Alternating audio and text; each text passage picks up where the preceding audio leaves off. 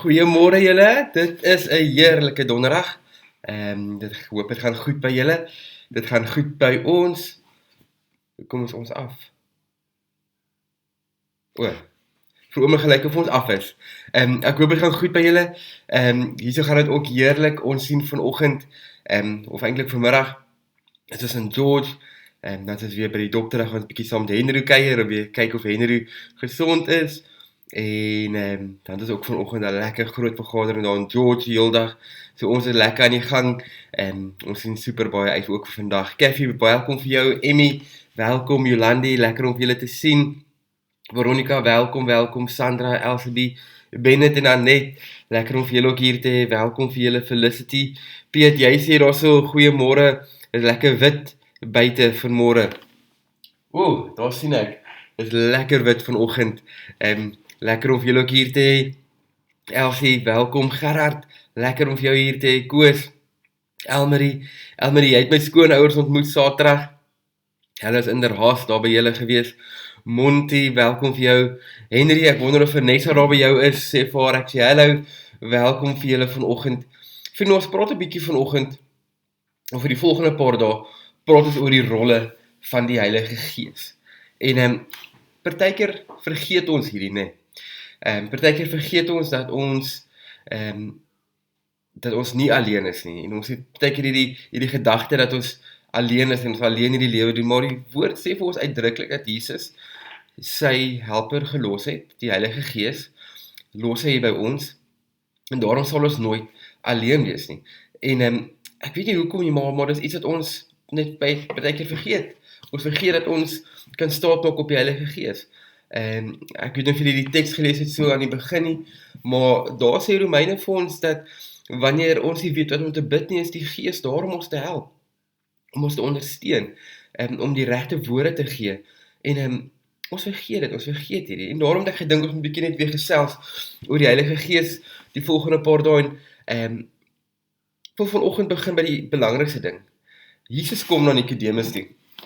En dan sê hy vir hom, dit is so belangrik dat ons in die Gees weer wedergebore word, dat ons tot bekering kom.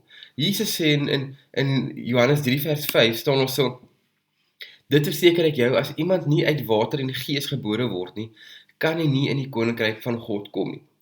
Jesus praat hier van bekering.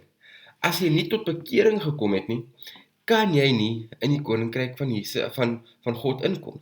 En dit is so belangrik, want wanneer ons praat oor bekering, dink ons baie keer dat bekering gaan daaroor, dat ons 'n berou van ons sondes het, en toelaat dat die Gees in ons hart te kom bly. Julle onthou daai stories, want dit beteken hoe ons mense lei tot bekering toe. Ons sê vir hulle, hê berou oor jou sondes, en bid dit en vra vir vergifnis en dan sal die Gees in jou hart kom bly. En dit is gedeeltelik waar, maar dit is soveel meer.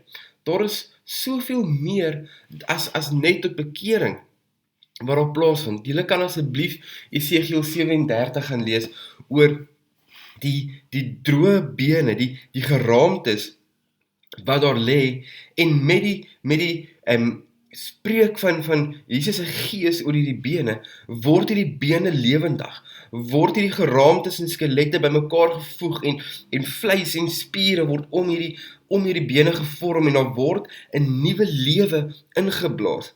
So bekering is meer as net ek het 'n berou vir my sondes en Jesus kom bly in my hart. Nee, dit gaan oor 'n nuwe lewe, dit gaan oor nuwe lewe wat in my en jou geblaas word, dat ek en jy die voorreg het om in die Gees nuwe lewe, 'n nuut geskepte lewe kan hê. En dit is wat bekering is 'n nuut geskepte lewe wat ek en jy het. En selfs dit het ek en jy vergeet.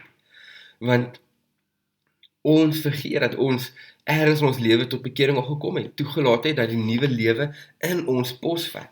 En hierdie nuwe lewe behels dat Jesus sy Gees vir ons gegee het om nuwe lewe in ons te skep. Nou vir my is dit een van die grootste wonderwerke wat 'n mens kan kry. Dis wanneer iemand sy ou lewe neerlê en 'n nuwe lewe neem. Dit is 'n groot wonderwerk. So ek wil vanoggend vir jou uitdaag om jou te kyk, bewus te wees van alles wat aangaan, te erken dat jou ou sondige lewe verby is en dat jy nou 'n nuwe lewe in Jesus gekry het en dat die Gees hierdie nuut geskepte lewe vir jou kom gee het. Maar dit stop nie net daar nie. Maar mag jy hierdie goeie nuus, hierdie storie, hierdie verhaal wat krag het, wat jou lewe kom verander het, ook met mense deel, sodat hulle die Gees kan beleef, werk in hulle eie lewe. Mag jy vanoggend die goeie nuus deel, en mag hierdie by jou sit vanoggend, waar Jesus vir Nikodemus sê, dit verseker ek jou, as iemand nie uit die water en die Gees gebore word nie, kan hy nie in die koninkryk van God kom nie. Dat dit nodig is, dat ons tot bekering moet kom, dat ons nodig het om 'n nuwe lewe in Christus te hê. Wil jy nie vanoggend vir die Here bid en vra, dat as hy jou wil gebruik, om iemand se lewe te beïnvloed, of jou goeie storie, maar jou storie te kan deel, sodat 'n lewe kan verander, wil ek jou vra om dit te doen. Bid vanoggend, dat die Here deur jou sal werk, om ook ander mense aan te raak. Vriende, ek sien ons 'n klomp mense in die agtergrond ook ingeskakel, welkom vir julle, lekker om vir julle ook hier by ons te hê vanoggend, Christa, jy het bygekom, welkom vir julle. Vriende, mag jy 'n great donderdag hê. Mag jou storie van hoe jou lewe verander het, hoe jou droë bene lewendig geword het, gaan lees Esegiel 37, hoe die droë bene weer lewendig geword het, hoe jou lewe weer lewendig geword het, omdat Jesus sy Gees asem in jou ingeblaas het. Mag dit lewens verander vandag. Mag dit goed doen wat jy nooit in jou wildste drome gedink het kan gebeur nie. Mag jy die grootste wonderwerk beleef en dit is bekering. Mag mense tot Jesus toe kom deur jou. Vrede vir jou, lekker donderdag, ons sien julle weer môreoggend. Baba julle.